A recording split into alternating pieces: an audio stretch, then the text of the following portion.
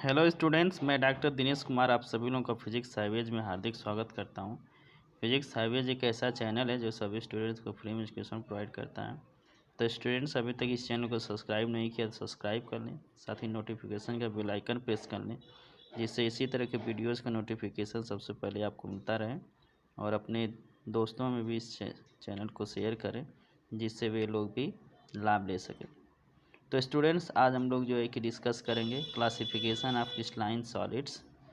तो लास्ट जो सेक्शन हम लोगों ने डिस्कस किया था, सेक्शन 1.2, उसमें हम लोगों ने ये देखा था कि जो एमार्फस सब्सटेंस हैं वह जो है कि क्रिस्टलाइन सब्सटेंस से किस तरह से डिफरेंट होते हैं, इनमें क्या क्या डिफरेंसेस होते हैं, ये हम लोगों ने डिस्कस किया था। तो हम लोगों ने ये देखा था कि जो एमार्फस होते हैं उनमें जो है कि ओनली शार्ट रेंज ऑर्डरिंग होती है, इसमें लॉन्ग रेंज ऑर्डरिंग प्रेजेंट नहीं होता है।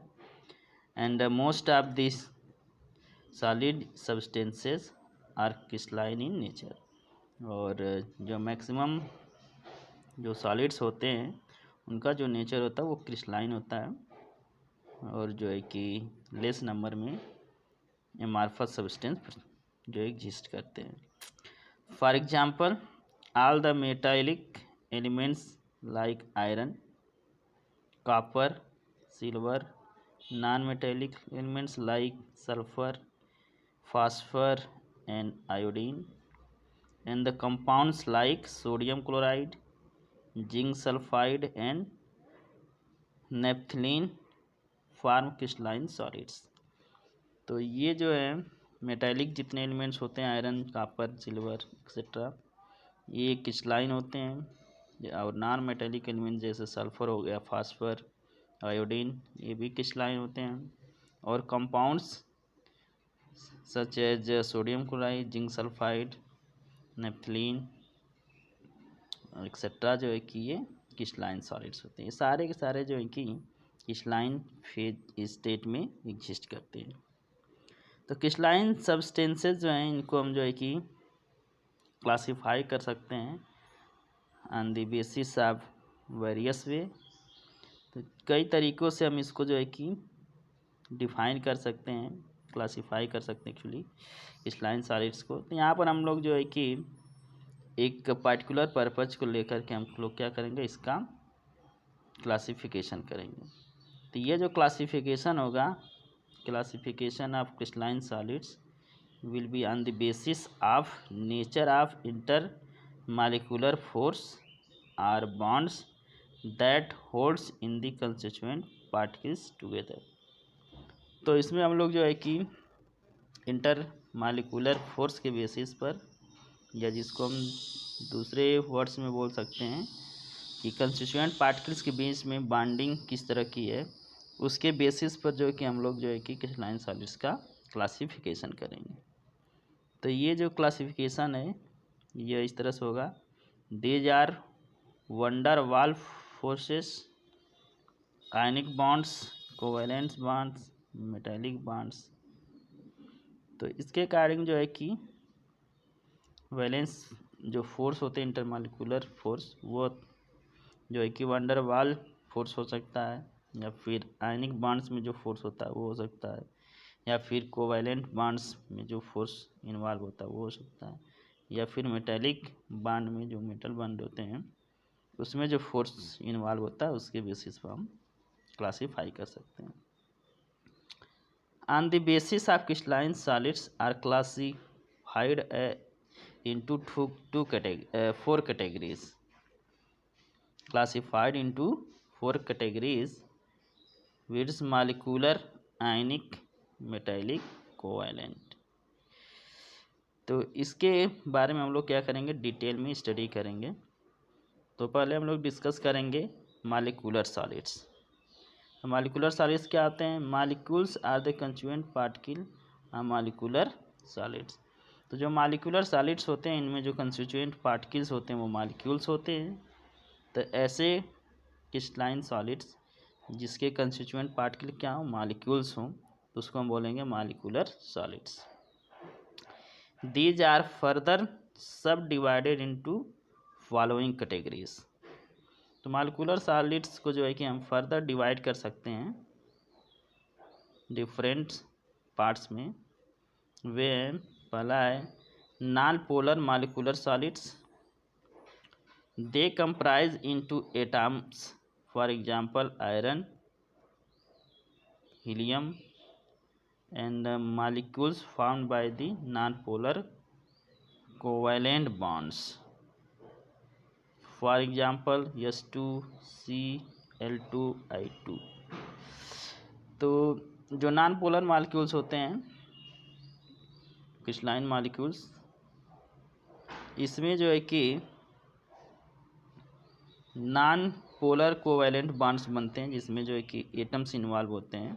जैसे हाइड्रोजन एटम है, दो हाइड्रोजन एटम मिल करके जो है कि H2O मालिक्यूल बनाए, क्लोरीन का मालिक्यूल, आयोडीन का मालिक्यूल। तो इसमें जो है कि एक ही तरह के जो है कि एटम्स हैं, तो इसलिए इसमें पोलरिटी नहीं एग्जिस्ट करती है, तो इसलिए इसको हम बोलते हैं नॉन पोलर सॉलिड मटेरियल्स या क्रिस्टलाइन सॉलिड्स।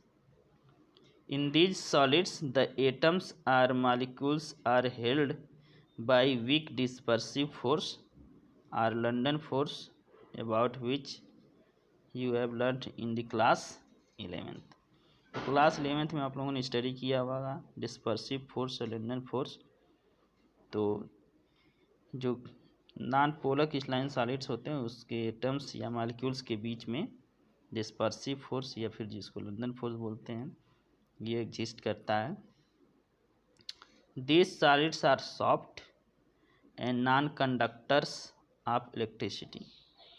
तो नॉन पोलर जो सॉलिड्स होते हैं ये सॉफ्ट सॉलिड्स होते हैं, हार्ड नहीं होते हैं, और ये जो है इलेक्ट्रिसिटी को कंडक्ट नहीं करते हैं। इलेक्ट्रिसिटी के रिस्पेक्ट में ये नॉन कंडक्टर्स होते हैं। They have low melting point and are usually in liquids or gaseous state at room temperature and pressure। तो जो नॉन पोलर क्रिस्टलाइन सॉलिड्स होते हैं मॉलिक्यूलर सॉलिड, इनका मेल्टिंग पॉइंट लो होता है और यूजुअली ये जो लिक्विड या फिर गैसियस स्टेट में एग्जिस्ट करते हैं रूम टेम्परेचर और प्रेशर पर। तो आइए अब बात करते हैं पोलर मॉलिक्यूलर सॉलिड्स के बारे में। पोलर मॉलिक्यूलर सॉलिड्स में क्या होता है, the molecules of substance like HCl, SO2 etcetera are formed by polar covalent bonds. तो HCl हो गया या फिर SO2 है, ये जो मॉलिक्यूल्स हैं इसका जो फॉर्मेशन होता है ये होता है पोलर कोवैलेंट बॉन्ड्स की हेल्प से बनता है। मीन्स इसमें जो है कि जैसे HCl हम एग्जाम्पल लेते हैं, तो HCl में H की जो पोलरिटी है वो डिफरेंट है, Cl की पोलरिटी डिफरेंट है। तो इसमें जो है कि जो बॉन्ड्स बनता है कोवैलेंट बॉन्ड होता है जिसकी पोलर कोवैलेंट बॉन्ड बोलते हैं। इसी तरह SO2 भी जो है कि पोलर कोवैलेंट बॉन्ड बनता है इसमें। तो ये जो है कि पोलर मॉलिक्यूल्स हो गए। तो ऐसे मॉलिक्यूल्स जिसमें जो दो या दो से अधिक एटम्स हों, वे उनकी जो पोलरिटी डिफरेंट है, तो उसको हम बोलेंगे polar molecules. The molecule in such solids are held together by relatively stronger dipole interaction. तो इसमें क्या होता है कि एक पॉजिटिव पोलरिटी का होता है, दूसरा जो है कि नेगेटिव पोलरिटी का होता है। तो इस तरीके से इसमें एक डाइपोल्स क्रिएट होता है। तो ऐसे मॉलिक्यूल्स के बीच में जो बॉन्ड्स बनता है वो डाइपोल इंटरेक्शन से बनता है, जो कि रिलेटिवली क्या होता है, स्ट्रांगर होता है। This solids are soft and non conductor of electricity. तो पोलर मॉलिक्यूलर सॉलिड्स भी है जो है वो नॉन पोलर मॉलिक्यूलर सॉलिड्स की तरह ही ये सॉफ्ट और नॉन कंडक्टर होते हैं इलेक्ट्रिसिटी के। But their melting points are higher, लेकिन इनकी जो मेल्टिंग पॉइंट होती है वो हायर होती है than those of non polar molecules solids. At most of these are gaseous or liquid under room temperature and pressure. तो मॉलिक्यूलर सॉलिड्स जो होता है, नॉन पोलर मॉलिक्यूलर सॉलिड के रिस्पेक्ट में इसका जो मेल्टिंग पॉइंट हाई होता है और ये गैसियस और लिक्विड स्टेट पर एग्जिस्ट करते हैं, जैसा कि नॉन पोलर मॉलिक्यूल्स एग्जिस्ट करते हैं।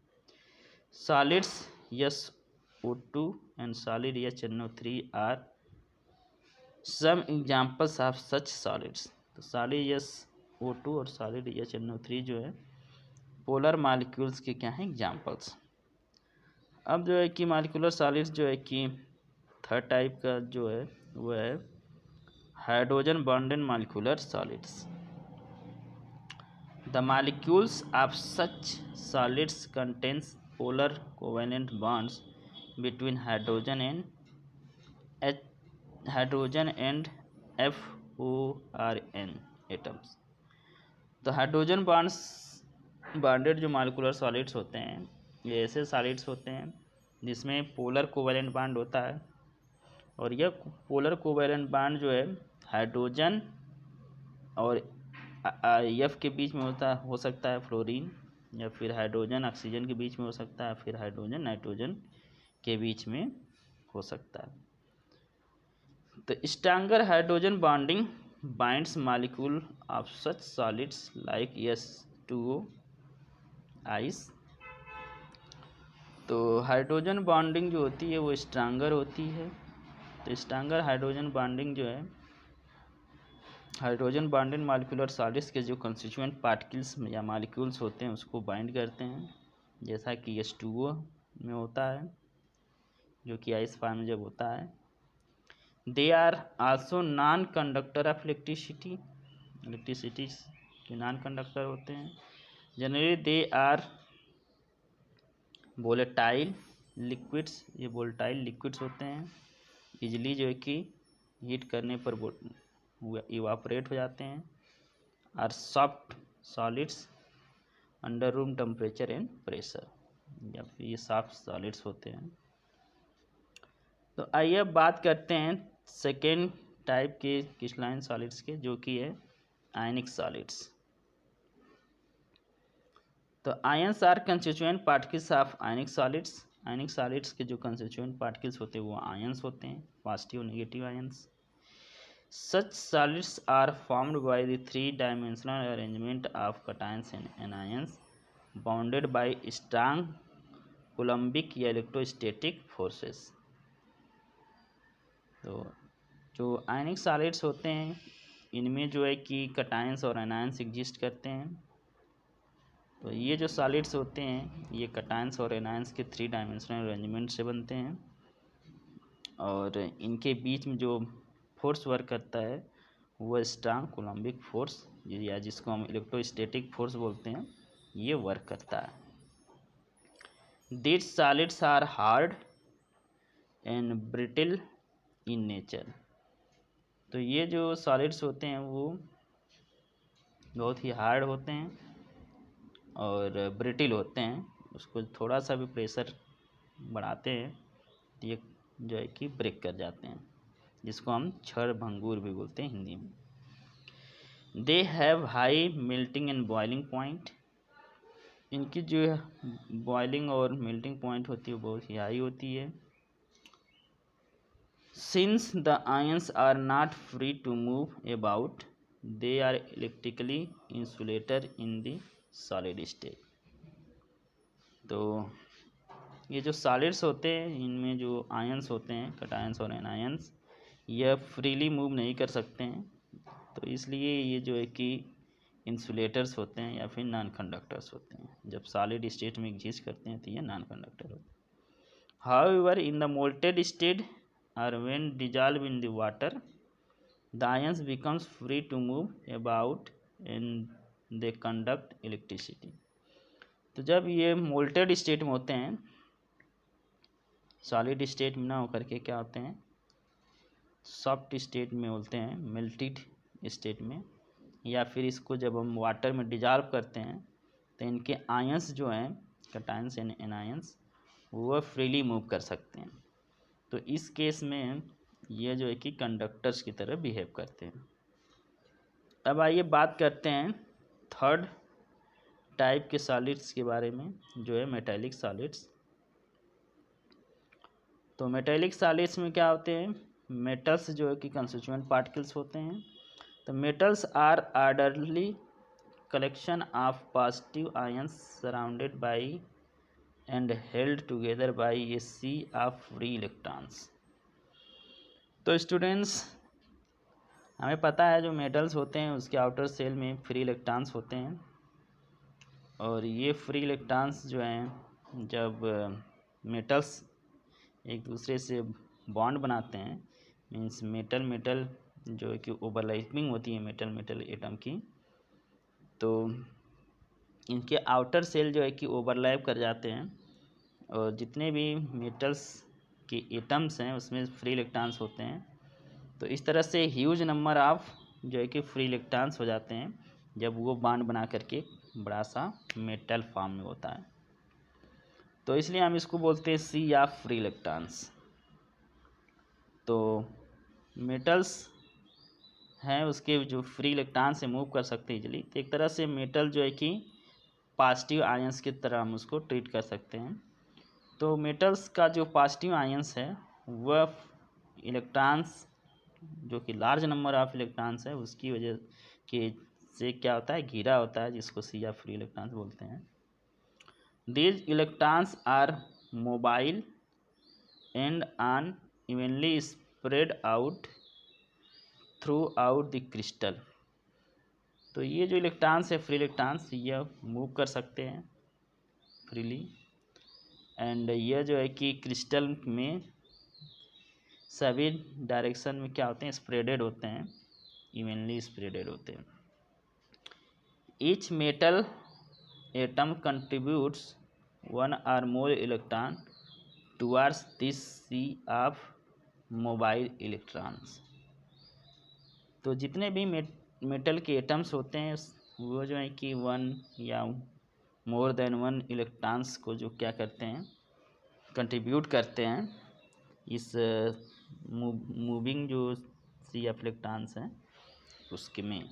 मीन्स जो है कि जो large number of free electrons होते हैं वह मेटल्स के जो एटम हैं उनसे आते हैं, और इस तरह से वो लार्ज नंबर ऑफ इलेक्ट्रॉन्स बन जाते हैं। These free and mobile electrons are responsible for high electrical and thermal conductivity of metals। तो फ्री इलेक्ट्रॉन की जो नंबर है वो लार्ज होने की वजह से जो मेटल्स होते हैं इनमें हाई इलेक्ट्रिकल और थर्मल कंडक्टिविटी एग्जिस्ट करती है। When an electric field is applied, these electrons flow through the network of positive ions. जब हम किसी मेटल्स में इलेक्ट्रिक फील्ड को क्या करते हैं, अप्लाई करते हैं, तो ये इलेक्ट्रॉन्स जो हैं जो मेटल्स के पॉजिटिव नेटवर्क हैं उससे जो है कि हो करके क्या करते हैं, फ्लो करते हैं। Similarly when heat is supplied to one portion of the metal, the thermal energy is uniformly spread throughout the free electrons। तो इसी तरह से जब हम किसी मेटल के एक पोर्शन को हम हीट सप्लाई करते हैं तो उस हीट से जो थर्मल एनर्जी होती है वो यूनिफॉर्मली जो है कि फ्री इलेक्ट्रॉन के थ्रू जो है कि स्प्रेड करती है मेटल्स के अंदर। Another important characteristic of metals is their luster and color in certain cases। तो इसमें जो एक इम्पॉर्टेंट कैरेक्टरिस्टिक है मेटल्स की, इनकी जो कि लस्टरिंग प्रॉपर्टी होती है, और कुछ मेटल्स जो होते हैं उसमें कलर शो करता है। डिफरेंट मेटल्स जो है कि डिफरेंट कलर में एग्जिस्ट करते हैं, तो इसमें कलर शो करने की भी प्रॉपर्टी होती है। These are also due to the pressure of due to presence of this is also due to presence of free electrons in them. और यह प्रॉपर्टी जो है कि फ्री इलेक्ट्रॉन की प्रेजेंस की वजह से ही होता है। Metals are highly malleable and ductile। तो मेटल्स जो होते हैं इसमें जो है कि बहुत ही हाई स्ट्रेंथ तक इसको जो है कि हम स्ट्रेन कर सकते हैं, इसको खींच सकते हैं। और इसमें जो प्रॉपर्टी होती है वो डक्टाइल होने की प्रॉपर्टी होती है। ये जो है कि जितना चाहें उसको टाइट कर सकते हैं। फोर्थ, जो सॉलिड मटेरियल्स है वह कोवैलेंट या फिर नेटवर्क सॉलिड्स। तो ये wide variety of crystalline solids of non metals results from the formation of covalent bonds between adjacent atom through out the crystal. तो बहुत से वेराइटीज़ जो होती हैं क्रिस्टलाइन सॉलिड्स की, जो कि नॉन मेटल्स से मिलकर बनी होती है, इनका जो फॉर्मेशन होता है वो कोवैलेंट बॉन्ड्स की वजह से होता है। और ये जो कोवैलेंट बॉन्ड होते हैं वह जो होते हैं जो एडजेसेंट एटम्स होते हैं उनके बीच में कोवैलेंट बॉन्ड बनता है, जो कि क्रिस्टल के अंदर प्रेजेंट होते हैं। They are also called giant molecules. तो इन्हें हम जाइंट मॉलिक्यूल्स भी बोलते हैं। Covalent bond are strong and directional in nature. जो कोवैलेंट बॉन्ड होते हैं वो स्ट्रांग होते हैं और इनमें जो है कि डायरेक्शनलिटी होती है, एक पर्टिकुलर डायरेक्शन में इनकी स्ट्रेंथ होती है। Therefore atoms are held very strongly at their position. और इस तरीके से जो इसमें एटम्स होते हैं वो अपने पोजीशंस पर स्ट्रांगली क्या होते हैं, बाउंड होते हैं, फिक्स रहते हैं। Such solids are very hard and brittle. तो ऐसे सॉलिड्स जो है कि बहुत ही हार्ड और ब्रिटिल होते हैं, क्षणभंगुर होते हैं। They have extremely high melting point and may even decompose before melting. तो इनकी जो मेल्टिंग पॉइंट होती है बहुत ही हाई होती है और ये कभी कभी जो है कि मेल्ट होने से पहले ही डिकम्पोज भी हो जाते हैं। They are insulators and do not conduct electricity. Insulators होते हैं और इलेक्ट्रिसिटी कंडक्ट नहीं करते हैं। Diamonds figure 1.3 and silicon carbide are typical example of such solids. Although graphite figure 1.4 also belong to this class of crystalline, but it is soft and is a conductor of electricity. तो diamond हो गया, silicon carbide हो गया, ये जो है कि non conductor होते हैं इलेक्ट्रिसिटी के। और इसके अपोजिट ग्रेफाइट जो होता है जो कि कोवैलेंट सॉलिड्स में ही आता है, जो कि डायमंड के कंपैरिजन में सॉफ्ट और इलेक्ट्रिसिटी का कंडक्टर होता है। Its exceptional properties are due to its typical structure. तो ये जो एक्सेप्शनल प्रॉपर्टी है डायमंड और ग्रेफाइट की, यह इसकी जो है कि स्ट्रक्चर की वजह से होता है। स्ट्रक्चर किस तरह से डिफरेंट होता है ये बात करते हैं। Carbon atom are arrange in different layers and each atom is covalently bonded to 3 of its neighbouring atoms in the same layer. तो कार्बन जो होता है इसमें इनका अरेंजमेंट जो है कि डिफरेंट लेयर्स में होता है। एक लेयर ये है, एक लेयर ये है और ये लेयर है। तो ग्रेफाइट में जो बॉन्डिंग होती है ये जो है कि अलग अलग लेयर्स होते हैं इसमें, और अलग अलग लेयर्स के बीच में जो है कि एक वीक जो है कि बॉन्ड होता है। और इसकी वजह से जो ग्रेफाइट होता है ये सॉफ्ट होता है और डायमंड जो होता है वो हार्ड होता है। डायमंड के बीच में लेयरिंग नहीं होती है, ये लेयर्ड स्ट्रक्चर नहीं बनाता है। जबकि ग्रेफाइट जो है कि लेयर्ड स्ट्रक्चर बनाता है। The fourth valence electron of each atom is present between different layers and is free to move about. तो जो इसका फोर्थ वैलेंस होता है बॉन्डिंग का, वह जो है कि 2 लेयर्स के बीच में होता है। जैसा ग्रेफाइट में आप देख सकते हैं, ये एटम मान लीजिए बात करें तो इसका जो है कि एक बॉन्ड इससे हो रहा है और इसका जो है कि इससे हो रहा है दूसरे से। तो ये जो है कि मूव कर सकता है अपने बॉन्ड के राउंड, ये रोटेट कर सकता है। These free electrons make graphite a good conductor of electricity। तो इसमें जो है कि फ्री इलेक्ट्रॉन होने की वजह से ये गुड कंडक्टर्स होते हैं। Different layers can slide one over the other. तो ये जो लेयर्स हैं, एक लेयर को हम दूसरे लेयर से स्लाइड कर सकते हैं, निकाल सकते हैं।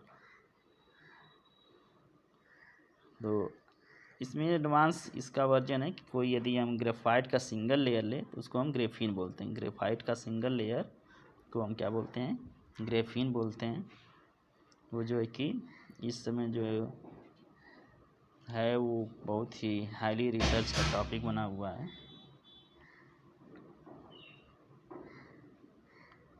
तो different layers can slide over the others. This makes graphite A soft solid and a good solid lubricant. तो इस तरीके से हम जो ग्रेफाइट है वो सॉफ्ट सॉलिड होता है और यह जो है कि एक अच्छा जो है कि गुड सॉलिड लुब्रिकेंट भी है। लुब्रिकेंट मीन्स स्नेहक, किसी पार्ट्स को स्मूथ करने के लिए यूज किया जाता है। Different property of the 4 types of solids are listed in the table 1.2। ये टेबल 1.2 है। इसमें जो है कि जितने भी 4 डिफरेंट टाइप्स के सॉलिड्स हैं उनकी प्रॉपर्टी कंपेयर की गई है। पहला कॉलम जो है इसमें types of solid, second constituent particles, bonding and attractive forces, example physical nature, electrical conductivity and melting points. Molecular solids में नॉन पोलर मॉलिक्यूल्स में कंस्टिट्यूएंट पार्ट की मॉलिक्यूल्स होते हैं। इसमें dispersive and London force work करता है। इसके example है ArCCl4। ये सॉफ्ट होते हैं, इलेक्ट्रिकल इंसुलेटर होते हैं और इनकी मेल्टिंग पॉइंट वेरी लो होती है। पोलर मॉलिक्यूल्स में मॉलिक्यूल इसके कंस्टिट्यूएंट पार्टिकल्स होते हैं। इनके बीच में जो है कि डाइपोल डाइपोल इंटरेक्शन होता है। इसके एग्जांपल है HCl, SO2 और ये नॉन पोलर के एग्जांपल थे H2I2CO2। ये जो है कि सॉफ्ट होते हैं नेचर में, इंसुलेटर होते हैं इलेक्ट्रिकली और इनका मेल्टिंग पॉइंट लो होता है। हाइड्रोजन बॉन्डेड सॉलिड्स, इनका जो कंस्टिट्यूएंट पार्ट के मॉलिक्यूल्स होते हैं इसमें हाइड्रोजन बॉन्डिंग होती है। Example H2O। ये हार्ड होते हैं, इंसुलेटर होते हैं और लो मेल्टिंग पॉइंट होती है। आयनिक सॉलिड्स, इनके कंस्टिट्यूएंट पार्टिकल आयंस होते हैं। इनमें कूलम्बिक या इलेक्ट्रोस्टैटिक फोर्स वर्क करता है। इसके एग्जांपल है NaCl, MgU, ZnS, CaF2। ये जो हार्ड होते हैं बट ब्रिटिल होते हैं। इनमें जो है कि ये इंसुलेटर्स होते हैं in solid state but conductor in moulded state or aqueous solution. इनकी जो मेल्टिंग पॉइंट होती है वो हाई होती है। आइए अब बात करते हैं मेटेलिक सॉलिड्स का। मेटेलिक सॉलिड्स में जो कंस्टिट्यूएंट पार्टिकल्स होते हैं positive ions in sea of dislocated electrons. इसमें जो कंस्टिट्यूएंट पार्टिकल पॉजिटिव आयंस होते हैं जो कि एक मूविंग सी ऑफ इलेक्ट्रॉन्स के बीच में एग्जिस्ट करते हैं। मेटेलिक बॉन्ड इसमें होता है। इसके example iron, copper, silver, manganese. ये हार्ड होते हैं बट मलेबल एंड डक्टाइल होते हैं। ये कंडक्टर्स होते हैं in solid state as well as in the molten state, इनकी जो मेल्टिंग पॉइंट होती है वो फेयरली हाई होती है। तो आइए अब बात करते हैं फोर्थ टाइप के सॉलिड्स के, जो कि कोवेलेंट आयन नेटवर्क सॉलिड है। इसके जो कंस्टिट्यूएंट पार्टिकल्स होते हैं वो एटम होते हैं। इसमें कोवेलेंट बॉन्डिंग होती है। इसके एग्जांपल SiO2 है, quartz, SiC, carbon diamond and carbon graphite, AlN। तो इसमें ये जो होते हैं कार्बन ग्रेफाइट को छोड़ करके बाकी सब हार्ड होते हैं। कार्बन ग्रेफाइट जो होता है वो सॉफ्ट होता है, और कार्बन ग्रेफाइट जो है कि कंडक्टर्स होता है, जो कि एक्सेप्शनल एग्जांपल है, और बाकी सारे इंसुलेटर्स होते हैं, और इनकी जो मेल्टिंग पॉइंट होती है वो वेरी हाई होती है। तो स्टूडेंट्स, इस तरीके से हम लोग जो है कि डिस्क्राइब किए कि किसने टाइप के जो है कि क्रिस्टलाइन सॉलिड्स होते हैं, उनकी प्रॉपर्टी क्या होती हैं, और किस तरह से हम इनको डिफ्रेंशिएट कर सकते हैं इनकी प्रॉपर्टी के बेसिस पर, बॉन्डिंग के बेसिस पर, और इनके इंटरमॉलिक्यूलर फोर्स के बेसिस पर। तो स्टूडेंट्स, आई होप ये कंसेप्ट आपको समझ में आ गया होगा। तो इस वीडियो में इतना ही। तो तब तक के लिए धन्यवाद। जय हिंद।